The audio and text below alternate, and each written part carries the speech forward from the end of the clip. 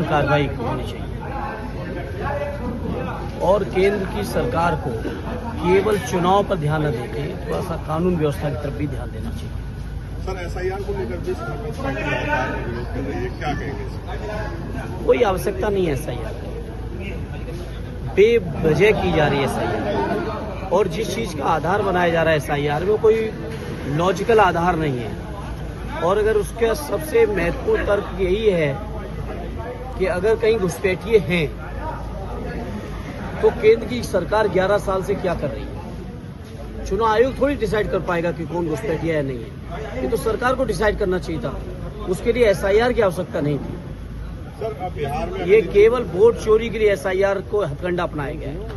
Sir Bihar में अखिलेश जी ने ताबड़तोड़ रैलियां की है, इस तरीके से पूरे चुनाव को देखते हैं क्या लगता है? बहुत ऐतिहासिक चुनाव है बिहार का और मैं समझता हूँ ऐतिहासिक वोटों के साथ बिहार की जनता का समर्थन लेके आशीर्वाद लेके तेजस्वी जी जो इंडिया गठबंधन के उम्मीदवार हैं मुख्यमंत्री पद के, वो मुख्यमंत्री भी बनेंगे और सरकार ऐतिहासिक बनेगी इंडिया अलायंस की।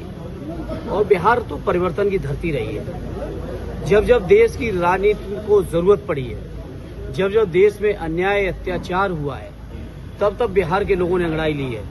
और जिस तरह से बिहार में वोटिंग परसेंटेज आ रही है, 3 बजे तक ही 60% से ज्यादा वोट पड़ चुके थे। मैं समझता हूँ 70-75% तक वोट हो सकता पड़ेंगे खत्म होते। तो ऐतिहासिक परिवर्तन करने जा रहे हैं बिहार के लोग। सर एक आखिरी सवाल कर रही है, वंदे मातरम को लेकर लगातार जो भारतीय जनता पार्टी के नेता वो कह रहे हैं समाजवादी पार्टी के नेता जो है इस पर राजनीति कर रहे हैं। समाजवादी पार्टी कोई राजनीति नहीं कर रही है। भारतीय जनता पार्टी के लोगों को कहूंगा कि जो बद से बदतर तुम्हारी कानून व्यवस्था है, दिल्ली के अंदर निर्दोष लोग जो घूमने गए थे अपने परिवारों के साथ, बाजारों में गए थे, उनकी डेथ हो गई, इतना बड़ा हमला हुआ है। तो इन तमाम चीजों से हटके लॉ एंड ऑर्डर पे ध्यान दें और चीजों पे ध्यान दें, देश की तरक्की पे ध्यान दें, विकास पे ध्यान दें, रोजगार पे ध्यान दें, महंगाई पे ध्यान दें।